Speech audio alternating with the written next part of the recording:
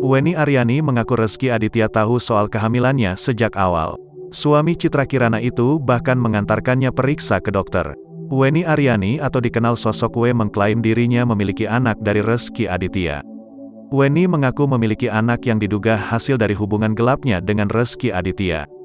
Bahkan menurut Weni, suami Citra Kirana itu tahu saat ia mengandung darah dagingnya. Hal itu diungkapkan Weni saat berbincang dengan Nikita Mirzani di kanal YouTube Crazy Nick Me Real, Sabtu tanggal 10 Juli tahun 2021. Rezky Aditya bahkan sempat mengantarnya periksa kandungan ke rumah sakit. Waktu di rumah sakit itu, waktu anak lahiran dia bilang, "Anak gue mana?" Iya, dia sempat datang ke rumah sakit. Bahkan waktu gue cek kehamilan pun, dia ikut nganterin kok, di Brawijaya, ungkap Weni Aryani.